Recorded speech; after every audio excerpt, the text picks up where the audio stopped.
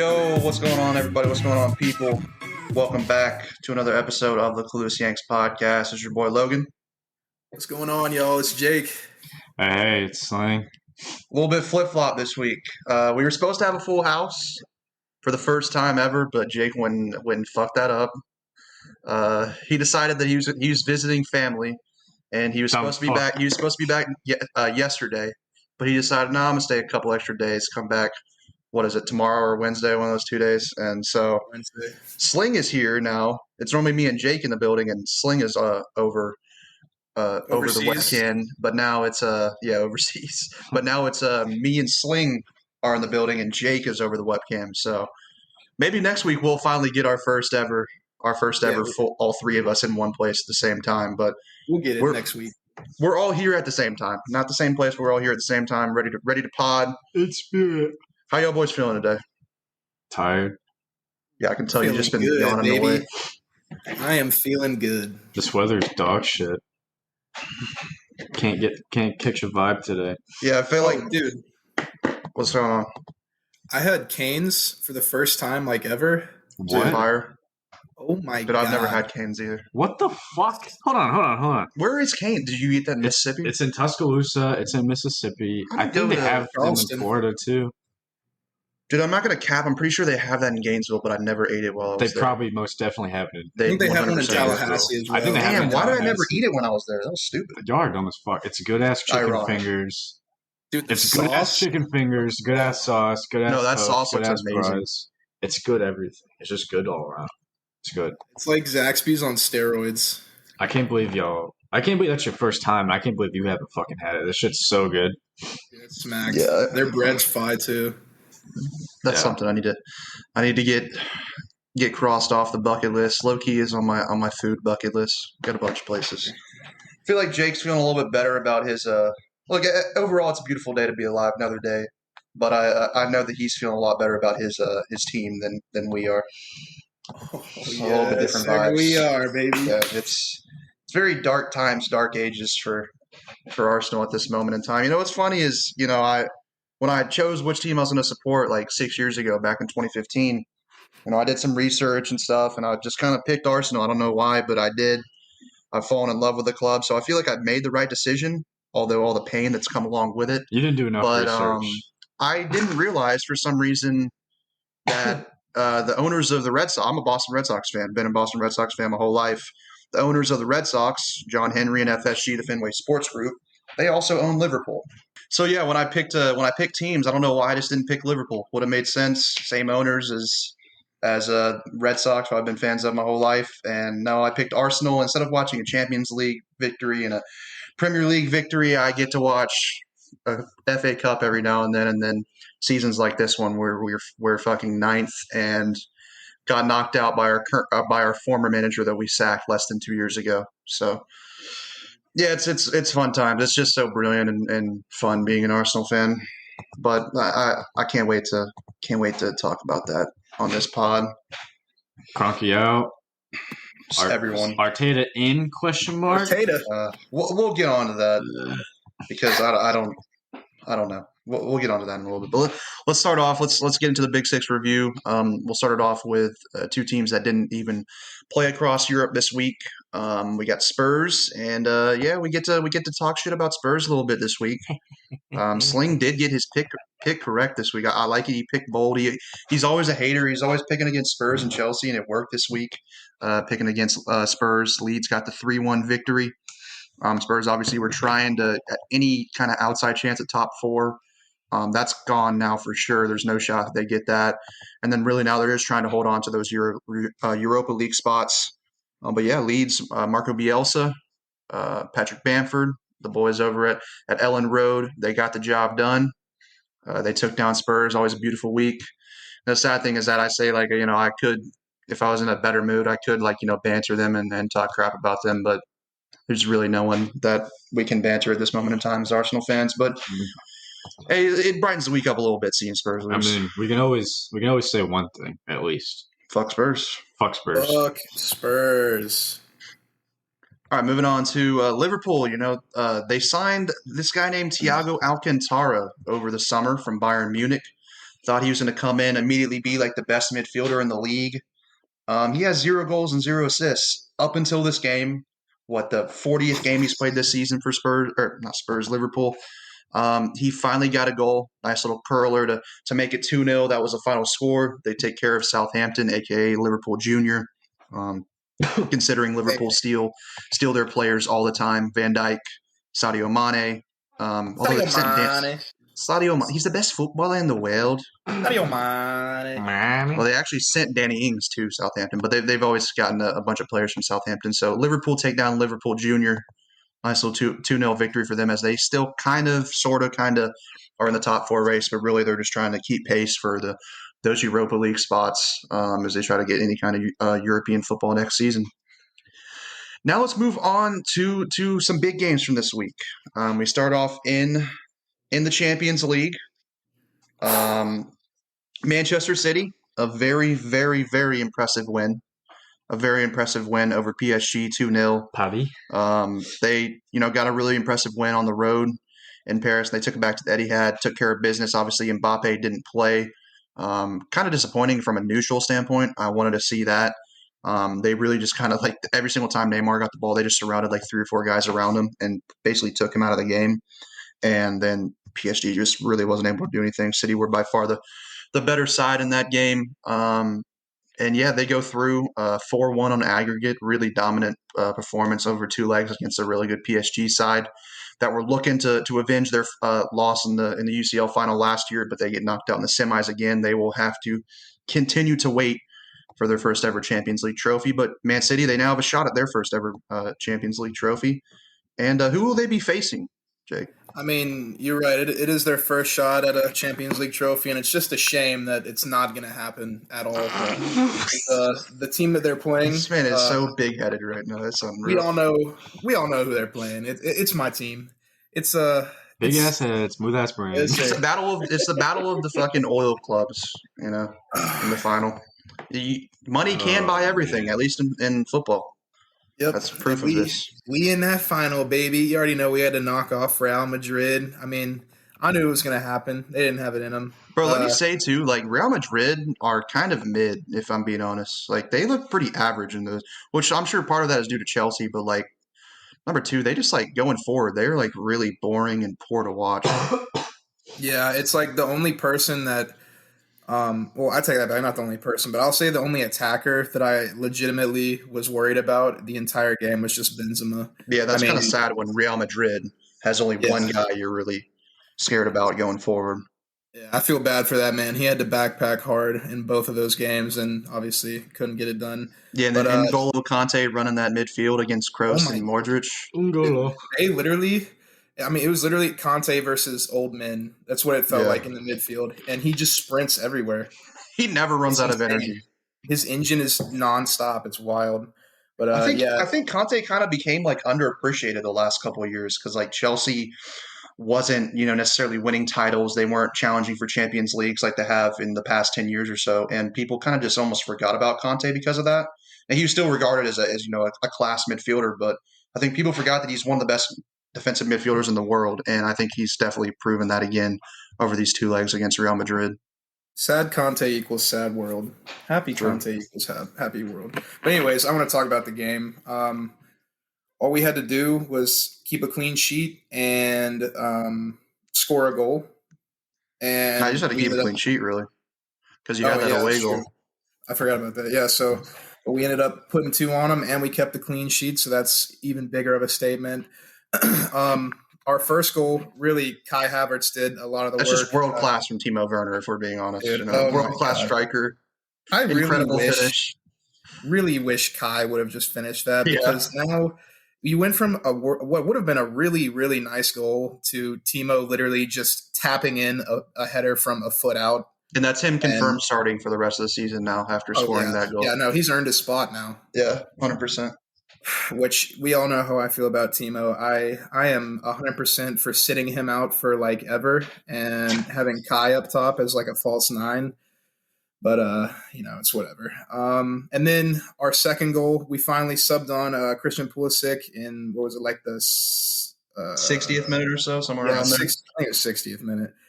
And he came on and obviously made an impact. He had the assist to our boy Mason Mount. I'm telling you, Sergio Ramos was scared. He was flat-footed, and Christian Pulisic was like, "All right, bet I'll take that," and slotted it right into Mount, right in front of Pulisic goal. was running rampant on them ever since he came on, which it probably helps that he's coming on against tired legs. But like they looked like they had no clue what to do with him. They're just trying to Yeah, foul him. They were like Ramos was like just backing away over and over again, like he didn't want to get close to him because he knew that he'd just dribble past him. and that's He just what he was. does to world-class defenders. What can we say? You know, She just does it to that's everybody. It's just some regular shit. yeah. You know what These I saw though that Americans. I hate is the fact that that means that Tuchel. I mean, look, you can't get mad at Tuchel because he got the result. You're through to the Champions League final. But I saw people try to make an excuse as Tuchel was right for benching Pulisic and bringing him off because of that. When in reality, there was multiple times in the first half when y'all had chances to score 2, 3, 4, 5 goals, Yeah, and the ball was on the wrong foot, meaning Timo Werner's foot in those situations. Whereas if you have Pulisic in those situations, you might have been 3-0, 4-0 up at halftime. So I mean, yeah, you can yeah. look back at it in hindsight and say like, oh yeah, he did the right thing. We went through, and then Pulisic came off the bench and did a good job, got an assist. But I don't know. I still don't think that justifies him being benched. And that is like the first. I was a little worried when Tuchel wasn't playing Pulisic a couple months ago because I thought that like, oh, he's got this background with Pulisic at Dortmund, it's going to be good for him. But then, I kind of accepted a little bit because Pulisic, to be fair, hadn't done much this season. Not really because of him. It's he's just unfortunate to injuries, due to Yeah. injuries. But we started getting this run on the side. He's been Chelsea's best player, probably bar Mason Mount for the past month or two this season. And you think that he'd be one of the first players on the team sheet for that game against Real Madrid, especially after he was, really, really good in that first leg. And yeah, he got benched. I was really upset about it. I know a lot of people were, a lot of U.S. men's national team fans were, and I saw a lot of Chelsea fans upset about it too. And I'm starting to get a little worried about that because if you look at Thomas Tuchel's track record at Dortmund, obviously, there's a lot of German players. That's like not really like a fair thing to like compare. Obviously, you're going to have a bunch of Germans in your starting lineup because it's a German league. You're going to have a bunch of German players. But at PSG, he started Draxler and Kerr, that center back, both Germans, consistently at PSG. Even though under every other manager, they are not consistent starters. And now at Chelsea, he's starting Werner very consistently, even though he's I don't even know. He's been really, really poor. So I don't want to say he has a German bias, but I kind of do want to say that at the same time. And I don't know. Hopefully, it's a one-off thing. Hopefully, Pulisic is back because I don't want to. I don't want to see them in that Champions League final. I don't want to see Pulisic on the bench. He doesn't deserve that. At least he deserves to be starting. And it's like He should when it comes to absolutely be earning your starting. place, what has Timo done to earn his place over Pulisic? There's just nothing. But yeah, no, I agree 100% with you on that. But I will say, as much as I shit on Timo, and trust me, it's warranted because his finishing is absolute dog shit. He does create multiple opportunities throughout the game, and he's always like, he's never taking, a counter attack off, or he's never taking a play off. Like that man is hustling Yeah, he everywhere. plays hard. He's not gonna have the best touch in the world. He's not gonna have the best finish in the world. We've already seen that multiple times. But at least he's not like just kind of bullshitting around. Like he's actually trying, and I rate him for that. But when you're the striker and you're starting damn near every game, dude, you've got to put something in the back of the net, man. That's what we're paying you mainly for.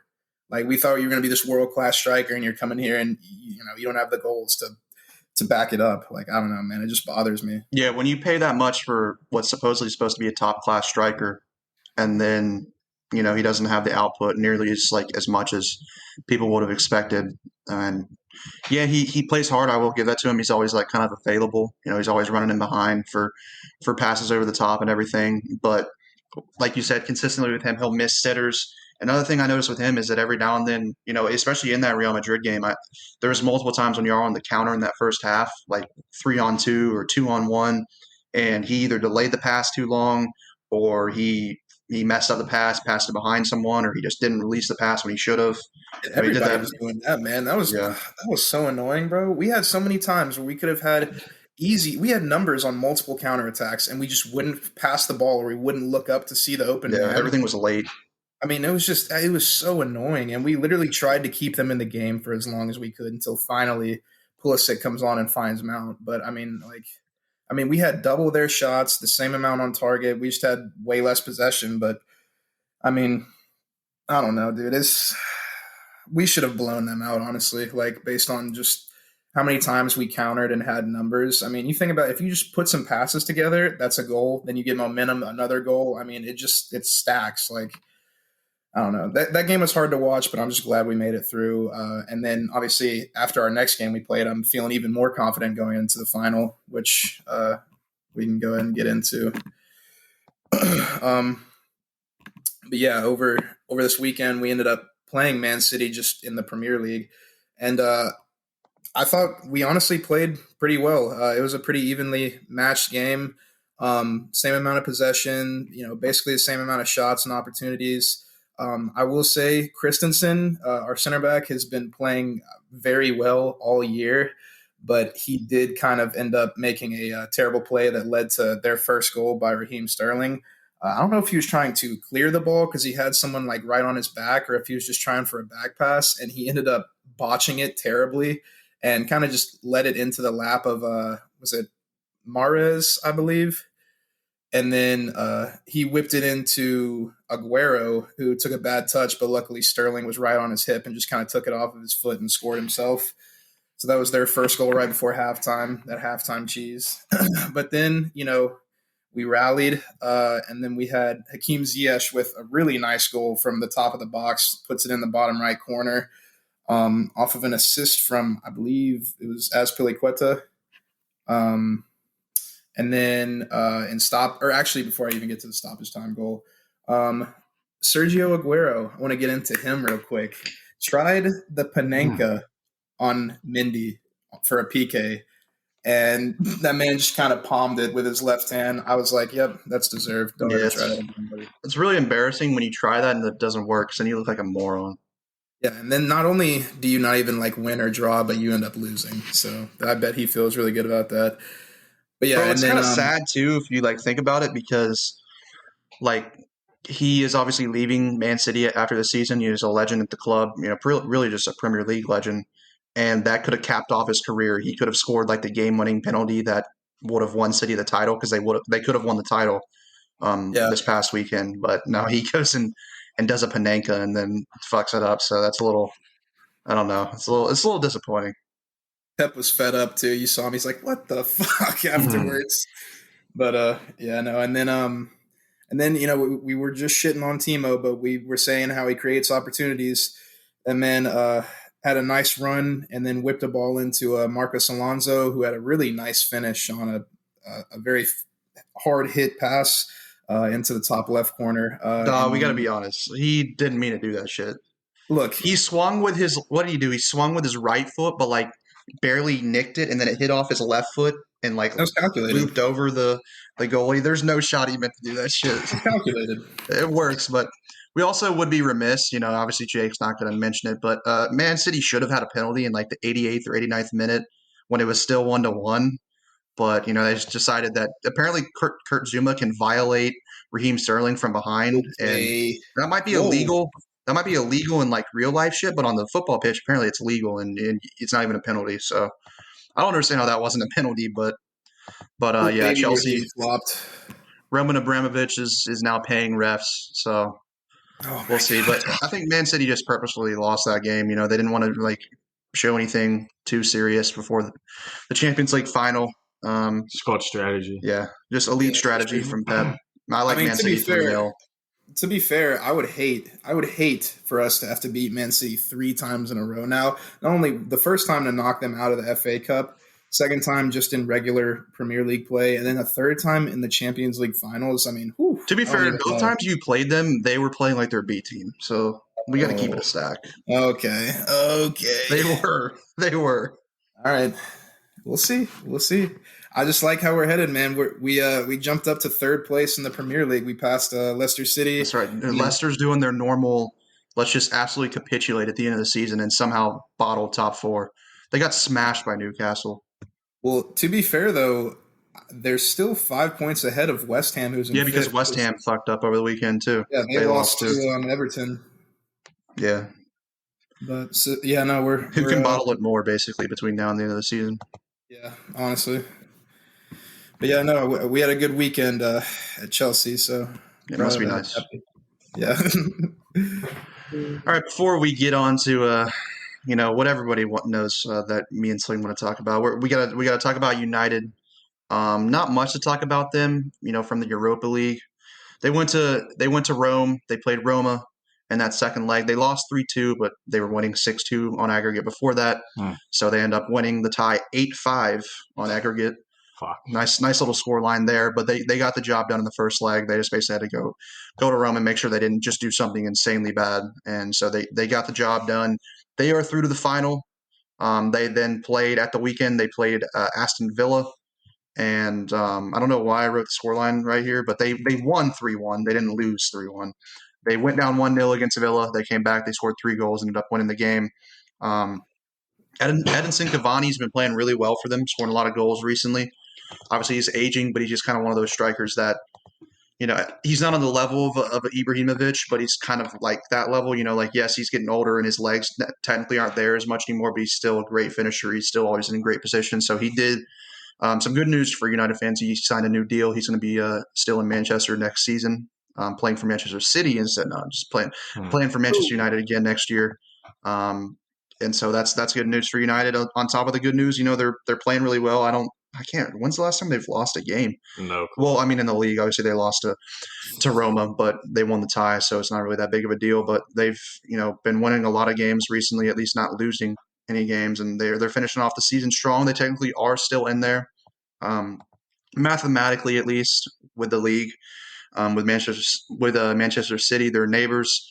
But we all know that will be getting wrapped up here soon. But yeah, they're playing good. They move on to the Europa League final. Got the W at the weekend as well. And in that Europa League final, they will not be playing Arsenal.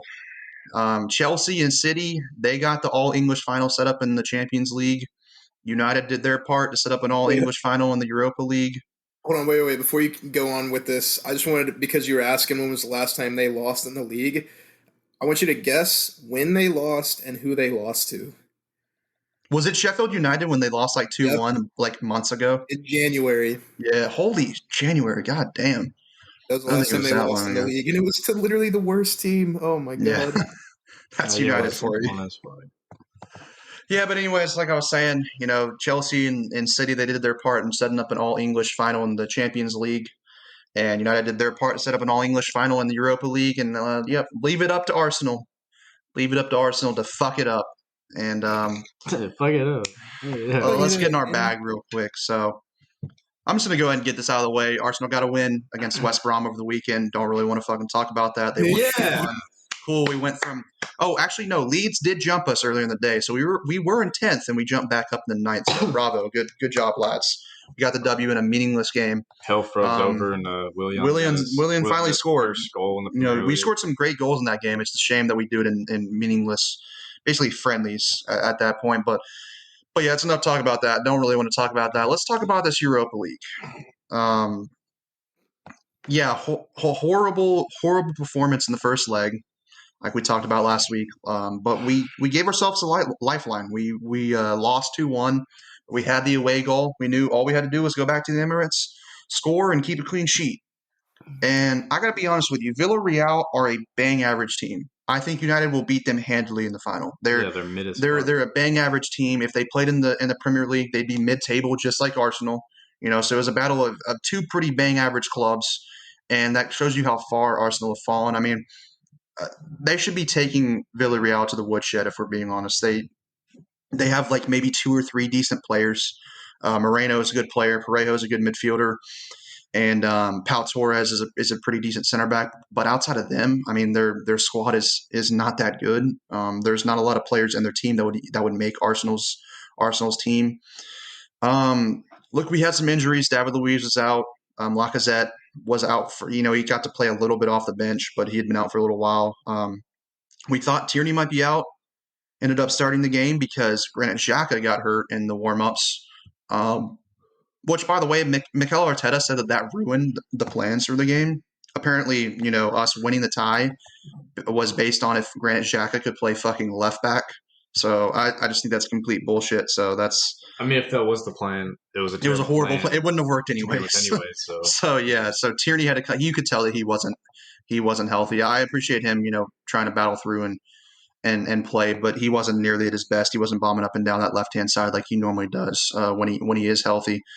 But yeah, I mean, I wasn't upset with the team, to be honest with you. We had Leno in goal. We had Tierney at left back.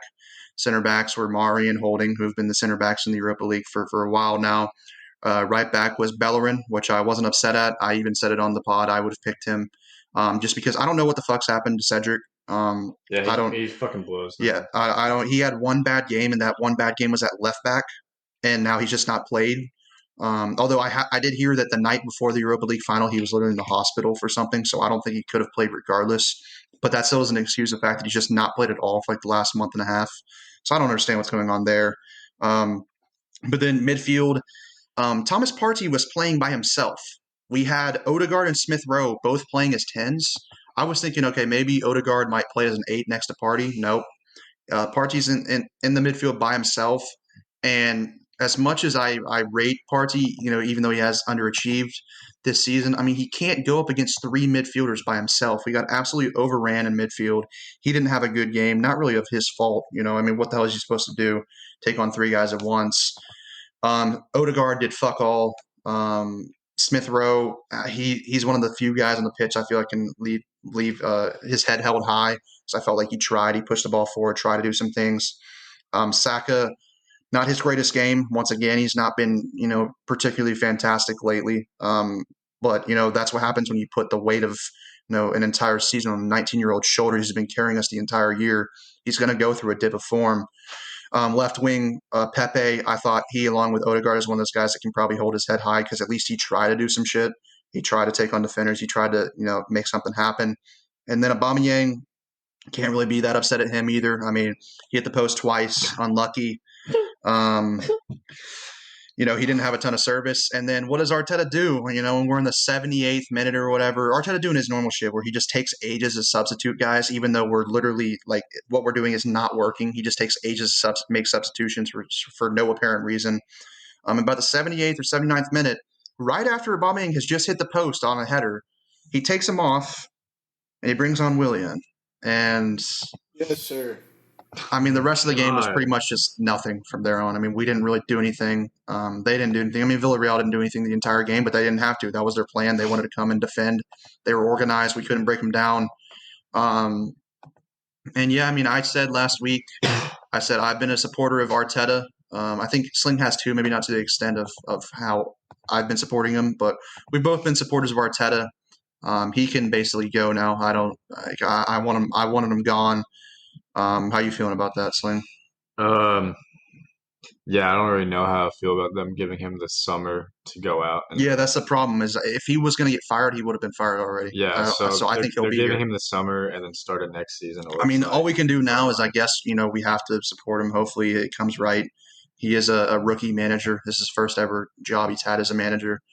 So maybe he can learn and figure some things out. But there's just a lot of worrying signs, like the fact that Cedric has all of a sudden just been frozen out of the side for no reason. He had one bad game, whereas we have other guys that have bad game after bad game, and they continue to play. William Saliba, we haven't been fantastic at the back, at least the second half of the season. He didn't even get a shot, and he just got sent back to France on loan. He's been one of Nice's best players ever getting sent back, so he never got a shot. Obviously, he had the falling out with Matteo Guendouzi at the end of last season, and now he's been on loan the entire season. He'll be gone. He'll be gone. I think he's a good, talented young player, but obviously he doesn't really have a future at Arsenal, at least not under Arteta. He'll be gone in the fire sale this summer. It's all going to come down to how much the Cronkies invest in the club this summer. I see that, but at the same time, dude, the reason I supported Arteta is because even though we weren't playing that good, especially at the beginning of the season, we were actually terrible, even worse than we are now. But I saw like a way that we were playing, and I could see a style, I could see a vision going forward, and so I stuck onto that, and also the fact that we won an FA Cup last year with him, so I was kind of sticking onto that too. He's got some credit in the bank, but dude, over the last month or so, the football we play is like, it makes me want to claw my eyes out. It's so boring, and like when a guy, I remember I was watching the game over the weekend, And Lee Dixon, obviously an Arsenal legend, he was commentating the game on NBC, and he was talking about how when a guy has a ball, nobody's moving around him. There's just people standing still. I don't know what you expect to happen when you're just standing still the whole time, but that's exactly what we do. A guy has a ball, we have guys around him just standing still, doing nothing. I mean, you're not going to create anything about that. And yeah, I'm getting worried at that point because I can understand, there's a lot of points during the season where we were just getting stupid ass red cards. We were getting shafted sometimes with decisions. We had individual mistakes that were screwing us, and you can't blame the manager. The manager can't control that. But at that time, I saw like a way we were playing, and I was with it. And I was like, okay, if we cut out these mistakes, we get a few more good players, and we can really get this thing rolling. But lately, dude, I don't see anything going forward. I'm going to have to support the team, and I'm going to have to support Arteta because it does look like he's going to be given the summer to revamp the squad and then go again next season. And I hope he does great. I hope we come out next season, we win every single game and win the title. And I'd love to be proven wrong. If it means the football club is going in the right direction. But I just don't see. Maybe we get better players and we finish 6th next year instead of 8th or 9th. But I don't even know who the hell the guys that I've seen that were targeting. I just don't see them really bringing us that much forward to that reality. Well, I like how we've been rumored with the Basuma from Brighton. I think that's good. Him and Party in the midfield would be nice. I saw Camavinga is who we're getting linked to today. Apparently, he's our number one target, who's a young 18-year-old midfielder from France. Supposed to be one of the next big things. And then I don't know, maybe we get Odegaard back on another loan, or if we sign him permanently. I'm not going to lie. Ever since Odegaard's came back from that injury, I've been completely unimpressed with him lately. Yeah, I mean, we get Saliba back. Will Arteta finally give him a chance? I fucking hope so. I don't know why he wouldn't. From a pure talent standpoint, I mean, he's probably the best center back we have. Him and Gabriel are the most technically and athletically gifted from any center back on our roster. Well, I guess Saliba's not even technically on our roster right now, but I've seen this question raised to a bunch of Arsenal fans. And I like the question too. Do you think Arteta is too strict and basically, because what I see players who just play uptight and they feel like they always have to be in this situation at this time and do this at this time. Do you think that he just instructs them too much and doesn't let them play freely at all? I mean, it could be that, because when you think about it, Arteta is he's a former Arsenal guy. He's a former Gunner, former captain of the squad. And I mean, when now you're the captain, you're the manager, and you've got the reins. As a captain, obviously you're very you're taking action, giving around orders, being a leader. I feel like maybe he's taking his playing days too much into account, and his managing style, and maybe forcing them to kind of just be in one place at one time, or play a certain way, play the way that he wants them to play instead of let them play free. But yeah, because I've seen because obviously you don't have fans in the stadium, but you have reporters and news people, photographers, stuff like that, and then obviously important higher up people as well. But I've seen reporters and stuff. They say that Arteta just is nonstop on the touchline, telling this guy to go there, telling this guy to go there, telling this guy to stay there, to drop back, to go forward. I just think that's too much. It's funny because I used to get upset because Wenger would literally just sit in his chair the whole game. He wouldn't really instruct anything. No. And I was like, dude, you got to coach him a little bit. But then we had Emery, who was kind of, I think he over-instructed people as well. And I think Arteta is the same way. I think even worse than Emery, in my opinion. I think that he tells guys where to be at all times. There's never any kind of you pay these guys, you pay for them, top dollar, because they're great footballers. They're brilliant on the ball. They do some crazy good things. And yet you tell them what they have to do in every single situation. They can never express themselves. They can never, kind of just that creative football mind that they have, because they are professional footballers at a high level. They're never really able to show that on the pitch, because he's always just telling them what to do at all times. And I think that's a problem that he has. I think that's a thing that you can work on, especially as a young coach. That's something that hopefully that he looks at and says, you know what, I'm coaching these guys too much, because there is such thing as too much coaching. You got to eventually just let your players go out there and play. So maybe he can fix that because that is one of the things. And I feel like that might have something to do with the fact that we're always just kind of stagnant when we have the ball. Is because he just tells guys to be in certain situations. They're like, well, I don't really want to leave this spot because Mikel told me to be here, and I don't want to go, reach for the ball because he told me to stay back, and so that's something that I have a problem with. And yeah, I mean, it looks like like I said, he would have been fired by now if there was any intentions of sacking him. So it looks like he'll be here at least for the beginning of next season. I saw the rumor is that supposedly they're going to back him. They've said that before, and they back him. What they back him with is $50 million, which for a big club is not a lot at all. No, that's a player. And so, yeah, it's like one good player, or a couple, halfway decent players. It's nothing that we need. We need 5 good players at the minimum. Like $200 million right fucking now. So yeah, I mean, throw the barn in there. We'll see what happens. I'm still on the standard of Pep Guardiola could come and get signed, as the manager for Arsenal, and yeah, he'd probably get us top 4 because he's just that good of a coach. But he's not winning a title with this Arsenal side. He's not winning a Champions League. He's not doing anything that great because the structure of the club is so bad, and the Kroenkes have just run this club into the ground.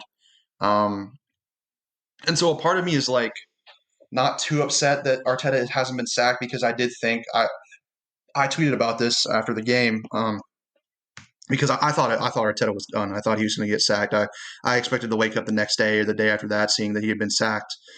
But I tweeted, I was like, the sad thing is that the Kroenkes are going to sack him and they'll hire in a new coach. And then for a few months, nobody's even going to talk about the Kroenkes because it's just going to be about the excitement of the new regime, the new coach. And especially if he starts off good, we'll all be talking about that. The focus will go off the Kroenkes, and then the same thing will happen again. We'll start sucking again, and then we'll start talking about the Kroenkes again, and then they'll sack that guy again, and then just the process will continue to repeat itself. So I think this summer is going to be make or break, not only for Arteta, not only for Arsenal, but mainly for the Kroenkes. If they don't invest a bunch of money, I can't see how they can just remain as the owners. I mean, they took over this club when it was at Highbury, transitioning from Highbury to the Emirates. We went from a team that was, challenging for titles every single season. We were getting, deep runs in the Champions League and Champions League finals. And now we can't even get to the Europa League final. We're not going to even be in European competition next season, which might be all right. We can just focus on the Premier League then. Less games, less toll, especially on these young players like Saka and Smith Rowe have had to play a ton of games this season. Yeah. But yeah, I don't know. It's dark days. It's a new low in my opinion, at least from my time as an Arsenal fan. I know a lot of people are saying this is the worst situation Arsenal has been since the 1995. I wasn't even alive back then, nonetheless, an Arsenal fan. So it's dark times right now. For sure. All right, enough of that somber talk. Enough of talking about how shitty Arsenal is. Let's take a quick little break from the Big Six preview. I mean, the Big Six reviewing the Big Six games from this past week. And let's get into U.S. men's national team rundown. But before we get into that, we do have to give our picks update. We obviously started a new month this week with the games over the past week. And yes, Lynn, you got the update for us? Yeah. So we've got an early leader in bitch ass pussy Jake, who's got 8 points. Oh, wait. Then, why do I have that lead? Honestly, I don't know. And then Logan I think we has should go 5 in points, depth and I have as to 4 what points. went wrong. So yeah, 'Cause Logan has 5 points. I have 4 points, and that's our pick if I remember updates for the week. correctly, Logan, I back think to we you. can go back and check the receipts. But didn't Sling pick against Chelsea twice to lose both times this week, and then also got the Arsenal pick wrong? Who? I think that's right. So yeah, that might be why you're behind this week. Jake, and your team can't beat West Brom, so I'd be careful. I don't remember fucking asking you, fucking pussy. And we're about to beat Chelsea for like the 17th time in a row on Wednesday. So yeah, when y'all can beat Arsenal Football Club, then you can come talk. All right. Okay, we'll remember this. Will you? Yeah. Oh, I 100% will. All right. Cool. That's our pick update. Back to you, Logan. 8-5-4. Early days. Early days. All right, let's jump into the U.S. men's national team rundown. not a whole lot of stuff to talk about this week. Not as beefy, not as juicy as the past few weeks. But yeah, we still got some stuff to talk about. Jake, takes it away. We always big beefy weefy. Yes, sir. All right. So, like Logan was saying, shockingly enough, there were no trophies won by Americans this week. However, we had some strong performances across Europe and even in the MLS. For the first time ever, an American will win the Champions League. Either our boy Pulisic or Mr. Zach Steffen. Will Zach Steffen play? I mean, No. probably not. But yeah, so as we talked about earlier, Chelsea and Man City will be meeting in the UCL final, guaranteeing that one of those two guys are going to win it, and that's pretty fucking cool because Yeah. it's never happened before. No Americans ever even made the UCL final. Nonetheless, won it. So obviously, we are guaranteed a winner. Pulisic will probably be the first ever player to actually play in it. I don't expect Steffen to play unless Ederson gets hurt between now and then. But at least one of them will get a winner's medal, one of the two, and they will forever go down in the history book. Pulisic will forever go down in the history book as the first ever American to play in a UCL final, barring something win. crazy happening. And then either him or Zach Steffen will go down as the first ever American to win the Champions League final. So it's a lot of milestones being set by Americans this season, especially in Europe, and it's really cool to see as as we just kind of are starting to grow as a footballing nation. Yeah, and it's only going to keep happening for the next X amount of years. It's just some slight. But yeah, so we mentioned Justin Shea last week. Well, the reports now coming out of Munich are that Bayern plan on signing Shea permanently from FC Dallas this summer. That's pretty sick. Yeah, 17-year-old. They're already seems like they're invested in him long term. We talked about him for the first time last week. How they kind of at least at the time he's much further ahead of the schedule than Chris Richards was at the time at Bayern Munich, and they really rate him. I keep seeing pics of him, going up against Lewandowski and Leon Goretzka and Serge Gnabry in practice, and that's pretty cool. So yeah, it looks like maybe this summer that they'll be able to get him from FC Dallas. And shout out FC Dallas, they have been sending a lot of young players over into Europe recently. So they seem to have a pretty good youth program, and that's what we need in MLS. We have to be real.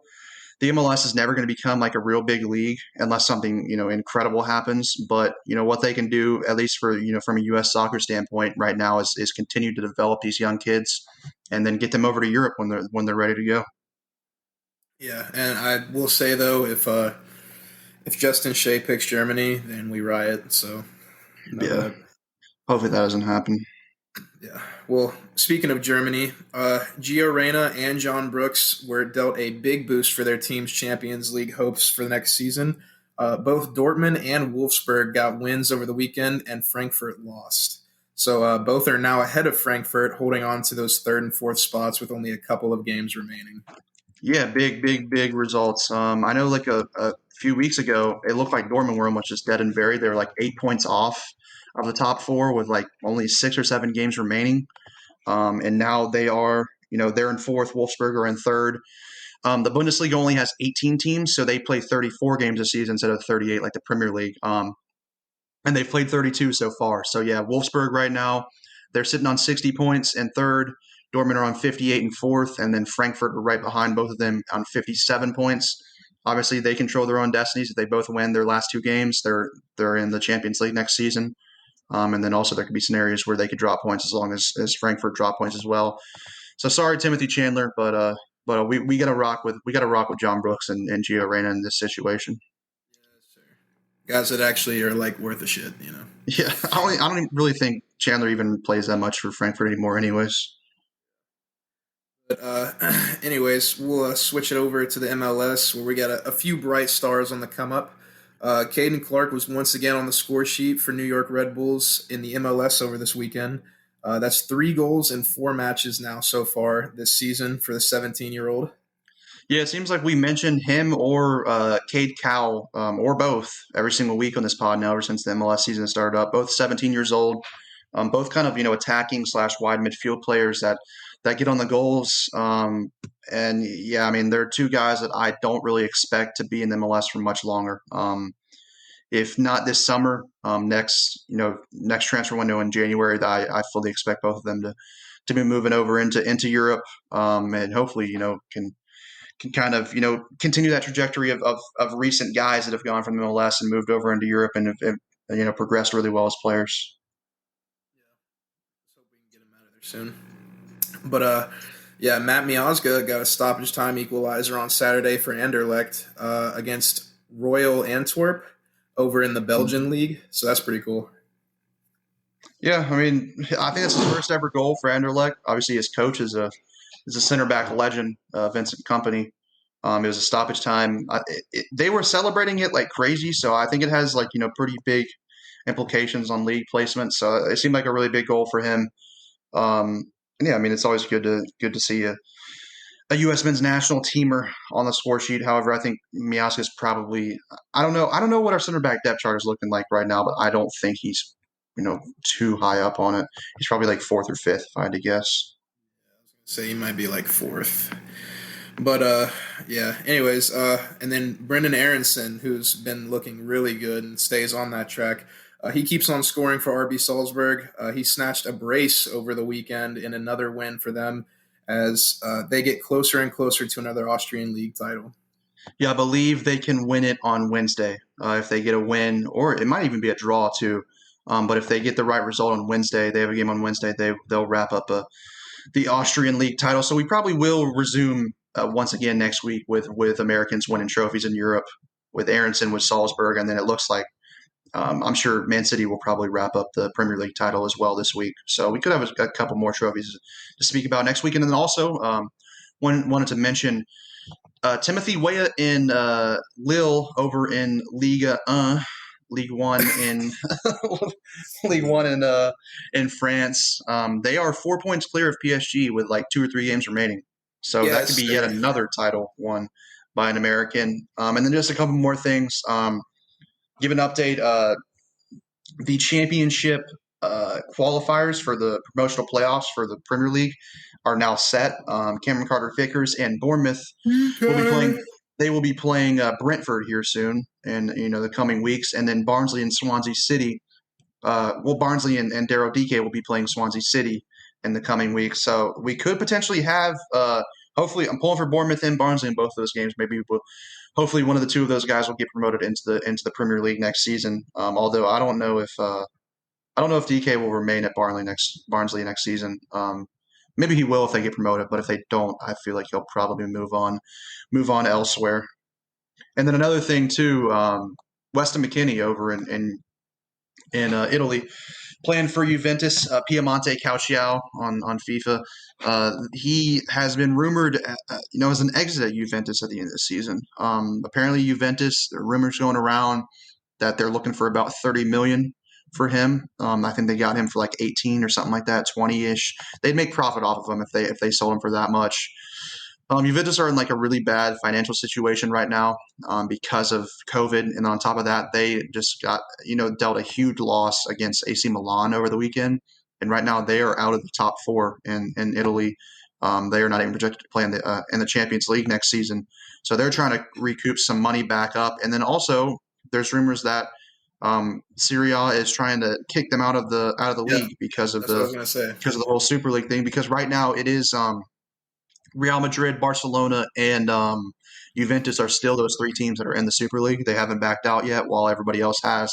So they're getting threatened to get kicked out of that. So they could be getting dealt a huge financial blow on top of the debt that they're already in right now. So it doesn't really have anything to do with McKennie's performance this season.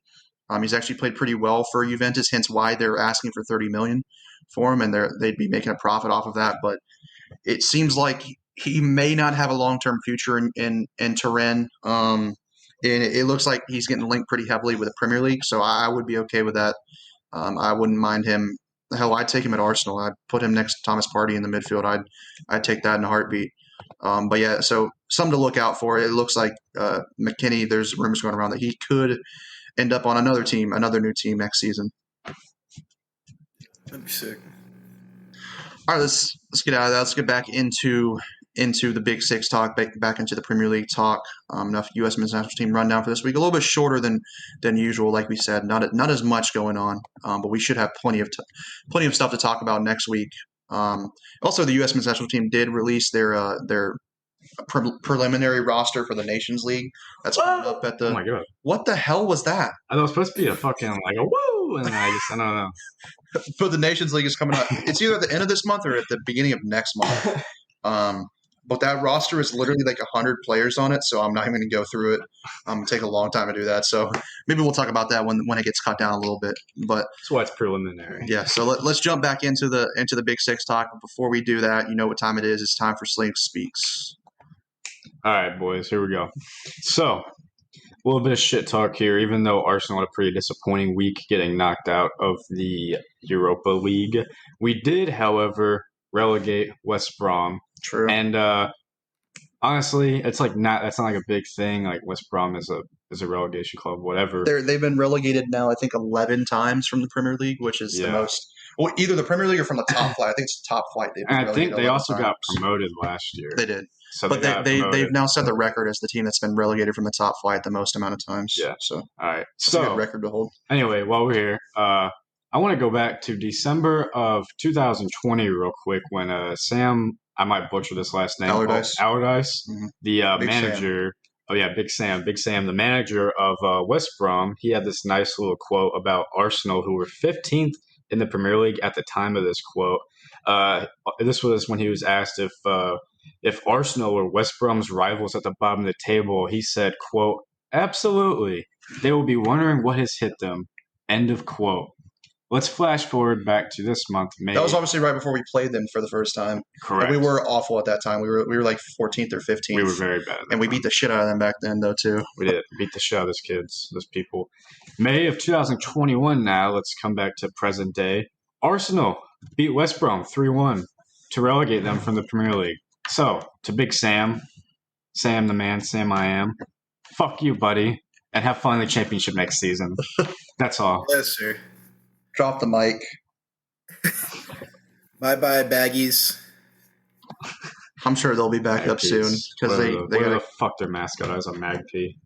No, magpies are they're Newcastle. That's Newcastle. The baggies are West Brom.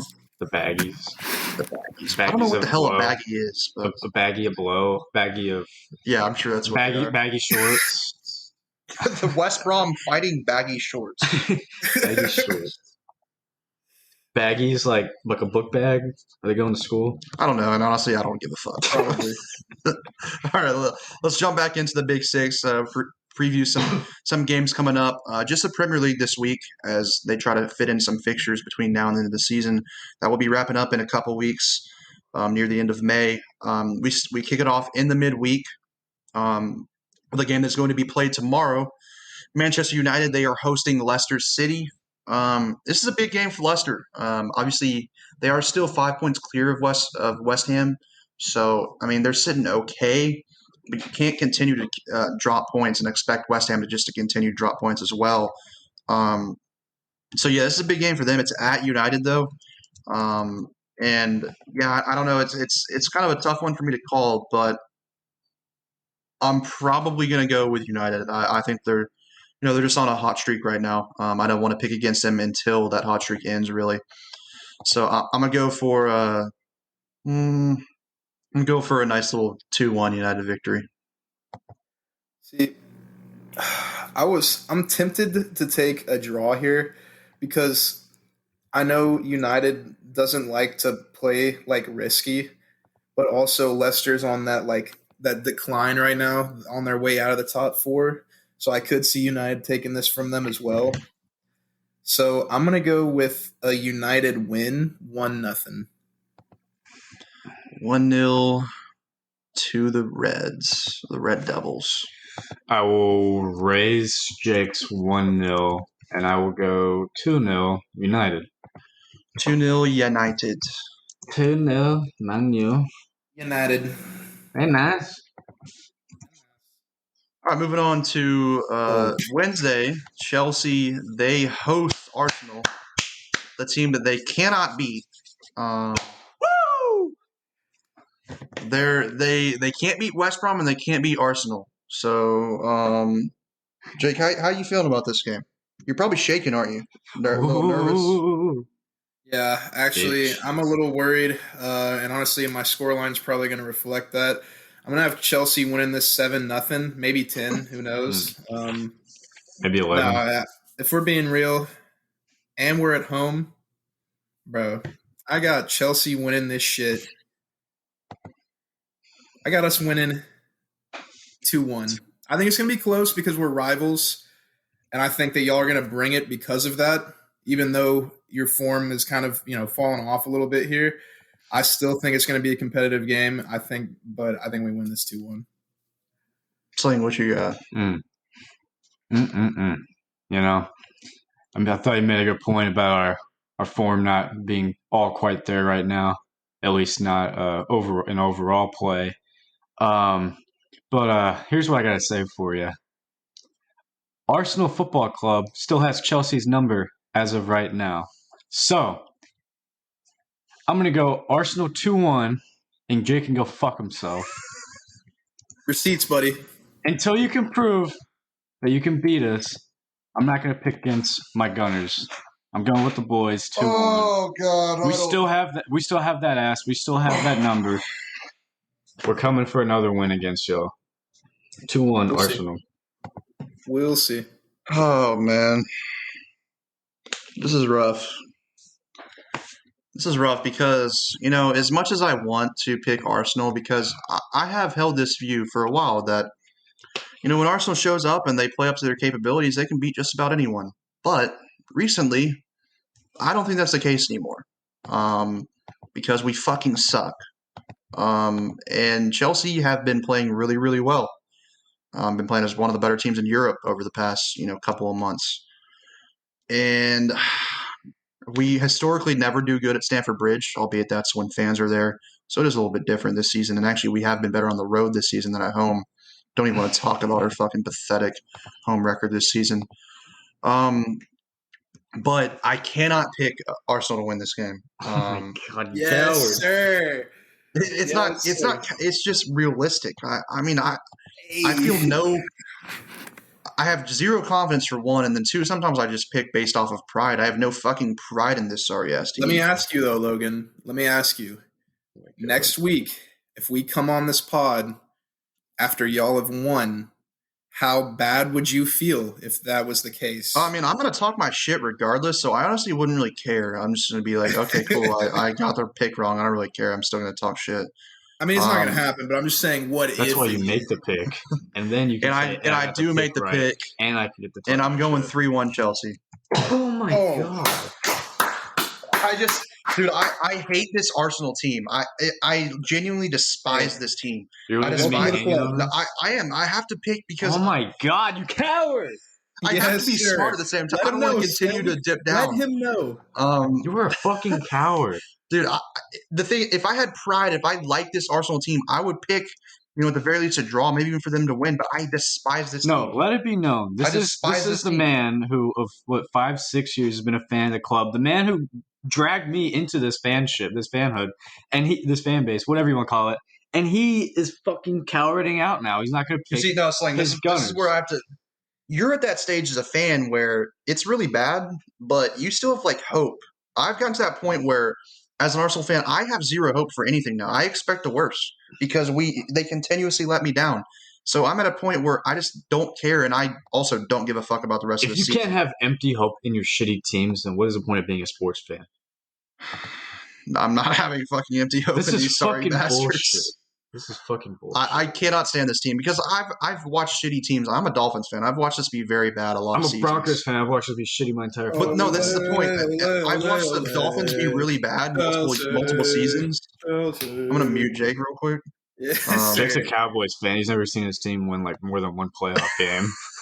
Two. But I've watched the Dolphins be really, really bad, and yet I don't actually despise that team because I know what situation they're in. They don't have the greatest players, or are not going to be that good. Arsenal have players that are a hell of a lot better than ninth in the table, a hell of a lot better than losing to fucking Villarreal in the group. So pick them. No, I'm going 3-1 Chelsea. I hope I'm wrong, but I I'm picking against them because I despise Come on this over to Arsenal Chelsea, team. baby. All right, you know They don't what? deserve my pick. You know what? That's fine. You cower it out. They don't I'll leave deserve for me myself to. hanging on this one. I don't give a shit. They don't deserve for me to pick them. They don't deserve for me to Clinton. put my confidence in them. That's your fan base right there, bro? That's an Arsenal fan right there? No, it's a realistic Arsenal fan. We know how shit we are at the moment. That shows how bad the club is. That your own fans have zero confidence in you winning games. Hashtag Cronky out. And I'm normally like one of those out. guys that like will literally say I'm not picking against my team, even though like my head might tell me we're going to lose, but yet my heart's not even telling me we're going to win. So yeah, I just have nothing in it now. Let's move away from that game. Let's move on to United. They play again on Thursday. They only get 1 day break in between because of the whole Glazers out protest that canceled that game against Liverpool a week and a half ago. Last weekend, not this past weekend, the weekend before that. They have to make up that game now. So they will be hosting Liverpool again. Hopefully they're able to play it this time at Old Trafford. This is a massive, massive game for Liverpool because right now they're 6 points off of top 4, but because they have this game in hand, they can be 3 points off of top 4 if they win it. And then depending on what United do against Leicester City in that game, they could potentially be, by the time they play United, they could have 2 games in hand and only be 6 points off. And if they win those 2 games in hand, now they're level with Leicester on points. And then goal differential is really, really close right now. So those wins and a Leicester loss could be the difference and pushing them ahead of Leicester on goal differential. So Liverpool, as bad of a season they've had, they still have a chance to top 4, a real chance to top 4.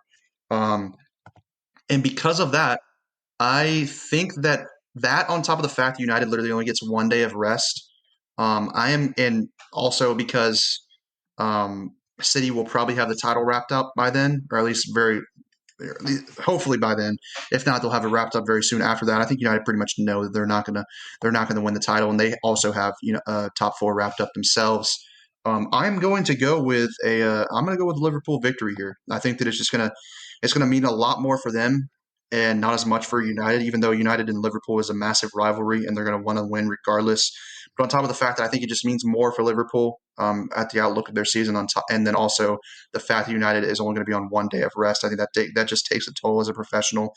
And it's not like they're playing Sheffield United. Well, I mean, although that is the last game they've lost, but it's not like they're playing a really weak side on Tuesday. They're playing Leicester, and they're going to have to really go for that. It's going to be a tough game. I just think they'll just be really tired when they play Liverpool on Thursday. And I think that Liverpool will use that to their advantage and get a 2-1 victory. See, I think they will be a little tired from the game, but I don't think Man United loses this. However, I don't think they win it. I think it's going to be a 1-1 draw. What you got, son?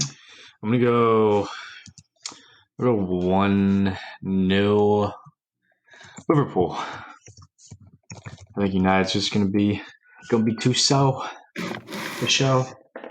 Where's your show? Where's your show? Where's your show? All right, moving on to the weekend fixtures. Once again, still in the Premier League. Manchester City, they have yet another chance to win the title. If they beat Newcastle this weekend I think they actually play on Friday. If I'm correct, they have a chance to hoist the Premier League title. Newcastle, a team that's been in fantastic form recently. They've dragged their selves out of the conversation of a relegation. Thanks to our boy Joe Willock, who we could use at Arsenal right now, scoring goals. Probably could have used him in the Europa League, to be honest. But yeah, I don't think Newcastle's luck is going to continue here. I don't want to call it luck, but I don't think their great run of form is going to continue in this game. They are at home, but I think City, after bottling the title against Chelsea, and then I guess if results go right for them, if what I picked is correct and Liverpool beat United, they would have actually won the title before they play this game against Newcastle. But let's say United win both of those games, they still wouldn't have won the title yet. And I think they'll get the job done. I think they'll get the job done regardless. And so I'm going to go with a nice little 3-1 City victory. I'm going to go I'm going to go with 3-0 City. Jesus. I just know Joe Willock's going to get a goal, so I had to put that one in there, Yeah, fuck. I'll probably just go. I'll go 2-0. I'll go 2-0 City. 2-0 City. No trust in Joseph Willock. That's fucked up. So, you want to talk about me being a bad fan? I had to, but then 2-1 seemed too close, and you already had 3-1, so or 2-0. I gotta keep it different. Yerg? No, I don't. I'm deaf. Oh, all right, cool. All right. Spurs. They host Wolves over the weekend. They try to pretty much, they're just fighting to secure Europa League spot at this point. Wolves, they've not been too shabby recently. 3 wins out of their last 5 games. They've only been beaten once in their last 5 games. So not too bad of a run of form for them. They've been playing a little bit better lately, but I don't know if I can pick them to get the W against Spurs here. But at the same time, I don't know if I can pick them to lose either. I'm gonna go for a 0-0 draw. Nice, bland, dull. I'm gonna go for a 0-0 draw in that game. We haven't had a 0-0 draw in a little while, so that's what I'm picking. I think it's also going to be a boring game, but I don't think it's going to be a draw. I think Spurs take this game 1-0. Coward. Jake always twerking for Spurs on this podcast. He's like, hey, good Spurs, yeah. I'm gonna go. I'll go 1-1. I'll take a draw. I think both clubs are po. Respect Wolves. I would if they still had Coutinho or whatever his name is. Matinho, you mean? Coutinho. They do. What the fuck? Thought he was like dead. You mean Raul Jimenez? The striker? I mean, he pretty much almost died when David Luiz almost killed him. Yeah, Jimenez. Yeah, but he also plays for Mexico, so we have to keep that in perspective. I can't really root for him too hard. True. That's like me rooting for a Spurs player. It's just sacrilegious. All right, moving on to the final game from the weekend. Liverpool, they travel to West Bromwich Albion. They are down. This is pretty straightforward for me. Liverpool, they will be still fighting for something. West Brom are fighting for absolutely nothing. They're on the beach. They got their feet kicked up. Have a nice little vacation before they start back up in the championship next season. And yeah, I mean, I think Liverpool win this game 3-0. I'm going to go 1 down from you. I'm going to go Liverpool 2-0. I'll go 1 up from Logan, and I'll say 4-0. Holy shit. The baggies disrespecting this pod. I can't let y'all have all. Well, I mean, beating West Brom, though, isn't for everyone. We have to understand that. Yeah. So small clubs like Chelsea just can't do the deed. I could just go on and on about I'll save it. Yeah, save it for someone who actually fucking gives a shit. All right. That's coming to the end of the pod. It's coming to the end of the podcast. Obviously, before we get out of here, we got to give our winners and losers of the week. My winner is good old Thomas Tuchel.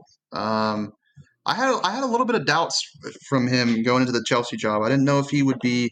I thought he'd be better than Lampard, because you look at that squad. It was insane how they were like 9th when Tuchel took over.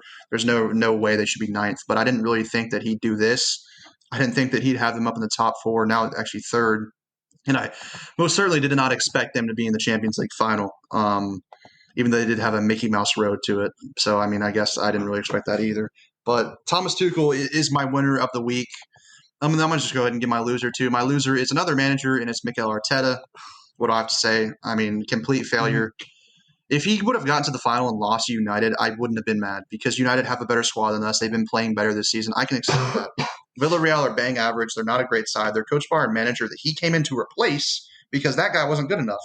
And that guy went to a worse club with worse players and came back to Arsenal and beat the hell out. Well, not really beat the hell out of us, but essentially did. Knocked us out of Europe. Just an awful few weeks for Mikel Arteta. Don't really know how he still has a job, but he can thank his lucky stars for that. But he is my loser this week. What you got, Sling? My winner of the week is an Arsenal player, actually, and his name is Willian. He scored his first Premier League goal of the season against West Brom. So it was a banger, though. That was a fire free kick. It was fucking disgusting. Yeah, that was a really good free kick. I guess if you're going to score 1 goal all season in the league. Which, to be fair, he has hit the post on 2 or 3 free kicks this year. He's kind of unlucky. He is, whatever you want to say about him, he has lost his legs. He's not as effective with the ball on the pitch. But when he steps over a dead ball, he's still very dangerous. Yeah. Yeah, I mean, if that's going to be your only goal of the season, I guess it's a hell of a goal. So Kind of a little bit too late, though. Too little, too late. So, yeah. I wish he would have done that when he came on against Villarreal. Hill froze over. William, congrats. You got your one Premier League goal this season. And my loser of the week, I was talking shit about them earlier. West Brom, you got relegated. And your manager was talking shit back in December. So, fuck you. Big Sam just needs to stop opening his big mouth. It's pretty simple. Go eat some fucking green eggs and ham. Yeah. Sam I am. Who's your winners and losers this week? I'm gonna have to go with my boys as winners this week. I'm gonna have to go with Chelsea for going on to the Champions League final. Putting the dagger in Real Madrid, and then beating the team that they're going to be playing in the finals in the Premier League. So. Yeah, it's just unfortunate how y'all got that victory out of the way, and now you're not going to win the final. That's kind of stupid, to be honest with you. Well, it's interesting because my losers for the week are actually Arsenal. We had no, listen up, because you know how we had a Mickey Mouse Champions League run. Wait, at least what? we won our Mickey Mouse Champions League run because Villarreal are clear of Real Madrid, so let's keep that in mind. Mm-hmm. Oh my God! Let me find out Villarreal beat Real Madrid last time they played. Europa League. I mean, you hate to see it, but yep, that's my winners and losers. I don't remember asking. I did though, so I guess I gotta accept it. Yeah. All right, that's just about it for the pod. We got to tell the people what we learned this week before getting out of here. What'd you learn, Sling?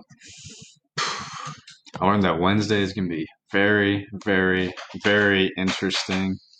Wednesday? What's on Wednesday? Oh, Chelsea and Arsenal. Bro, Jake, we're watching that shit.